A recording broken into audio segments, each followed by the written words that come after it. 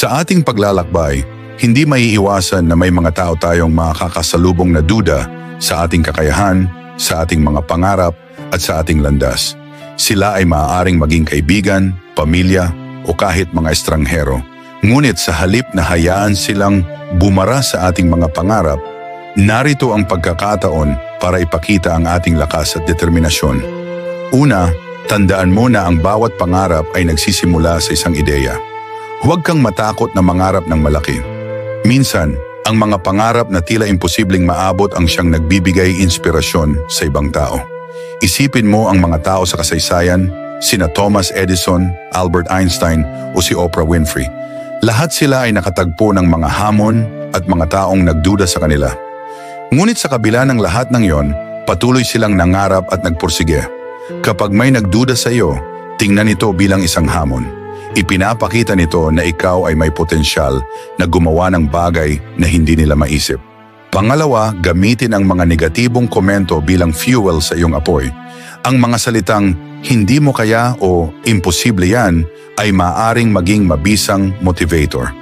Gamitin ang mga ito upang palakasin ang iyong loob. Sabihin mo sa iyong sarili, bakit hindi ko kaya? Ang mga hadlang na iyong nararanasan ay maaaring maging mga hakbang patungo sa iyong tagumpay. Isipin ang mga pagkakataon kung saan ang mga taong nagduda sa iyo ay nagiging patunay ng iyong lakas. Sa bawat tagumpay mo, ipinapakita mo na sila ay nagkamali at higit sa lahat, binabago mo ang kanilang pananaw. Pangatlo, mahalaga ang pagkakaroon ng tamang mindset. Hindi laging madali ang landas, pero ang bawat pagsubok ay isang pagkakataon para lumago. Matututo tayo sa mga pagkakamali at mas magiging handa sa susunod. Kapag nagkaproblema, isipin mo, ano ang matutunan ko dito? Huwag kang matakot magtanong at humingi ng tulong. Ang mga tao sa paligid mo, lalo na ang mga sumusuporta sa iyo, ay nariyan upang makatulong sa iyong pag-unlad. Huwag mawalan ng pag-asa dahil sa bawat hamon, mas lalo tayong nagiging matatag. At sa huli, huwag kalimutang maging inspirasyon sa iba. Sa bawat tagumpay mo, may mga mata ang nakatingin at umaasa. Kapag patuloy mong pinatunayan na mali sila, nagiging modelo ka para sa iba. Ipinapakita mong ang tiyaga at pagsusumikap ay nagbubunga ng maganda. I-share ang iyong kwento.